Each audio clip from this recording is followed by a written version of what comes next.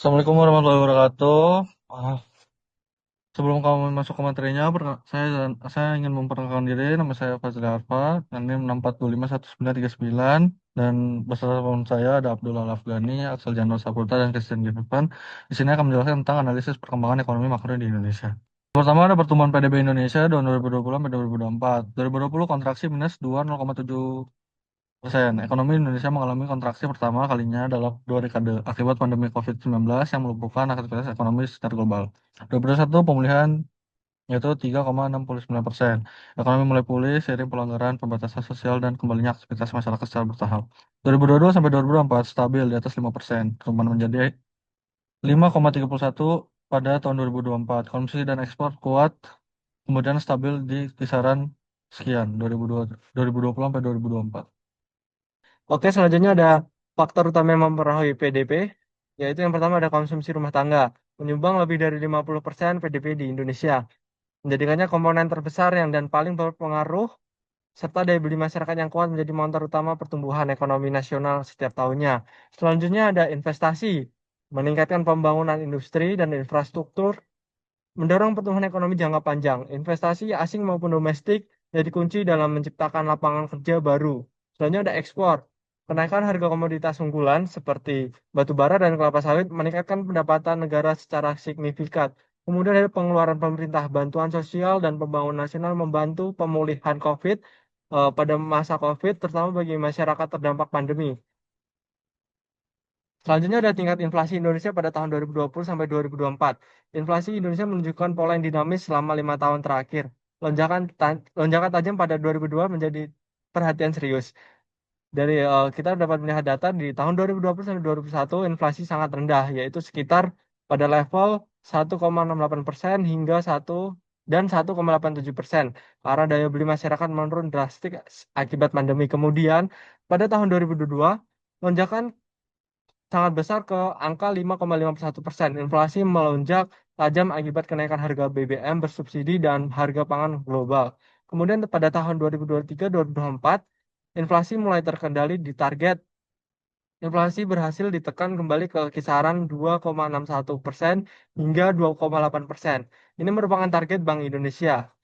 Kemudian ada dampak inflasi terhadap perekonomian. Yang pertama ada dampak positif inflasi moderat yang pertama adalah mendorong meningkatkan produksi. Inflasi moderat memberikan insentif bagi pelaku usaha untuk meningkatkan kapasitas produksi guna memenuhi permintaan yang terus tumbuh.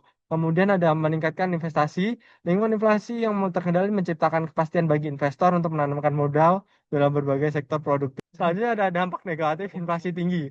Yang pertama ada harga kebutuhan pokok naik, yaitu inflasi tinggi berdampak pada kenaikan harga sembako dan kebutuhan sehari-hari. Selanjutnya ada daya beli menurun.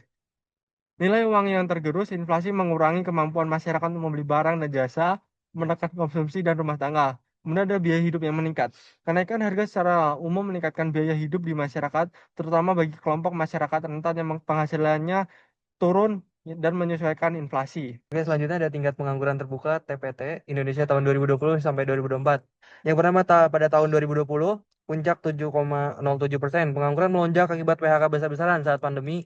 Banyak sektor usaha terpaksa merumahkan atau menghentikan karyawan karena penurunan aktivitas ekonomi yang drastis. Tahun 2021 sampai 2022 mulai menurun. Ekonomi yang membaik mendorong penyerapan tenaga kerja kembali. TPT turun menjadi 6,49% pada tahun 2021 dan 5,86% pada tahun 2022 seiring pemulihan berbagai sektor usaha. 2023 sampai 2024 tren positif berlanjut, lapangan kerja semakin meningkat terutama di sektor industri, manufaktur dan ekonomi digital.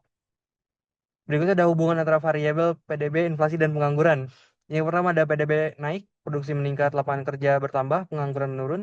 Yang kedua ada inflasi tinggi, harga barang naik, daya beli turun, ekonomi dapat melambat.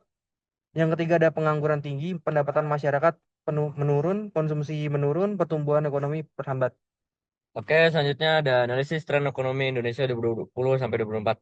Secara keseluruhan, perekonomian Indonesia menunjukkan ketahanan yang luar biasa dalam menghadapi guncangan pandemi. Ketiga indikator, utama PDB, inflasi, dan pengangguran menunjukkan tren pemulihan yang konsisten dan terkoordinasi. PDB pemulihan serta perubahan stabil. Kontraksi minus 2,7% pada 2020, PDB Indonesia bangkit secara impresif mencapai 5,31% pada 2022 dan stabil di atas 5% pada 2023 dan 2024. Konsumsi rumah tangga dan ekspor komoditas menjadi nomor utama bulan ini. Inflasi lonjakan terkendali. Inflasi sempat melonjak ke 5,51% pada 2022 akibat tekanan harga BBM dan pangan, namun berhasil dikembalikan kembali kisaran 2,6% sampai 2,8% pada 2023 dan 2024. Berkat kebijakan moneter dan fiskal yang terkoordinasi, pengangguran turun konsisten, TPT turun dari puncak 7,07% pada 2020 menjadi sekitar 4,9% pada 2024. Sektor industri dan ekonomi digital menjadi penyerang tenaga kerja utama dalam proses pemulihan.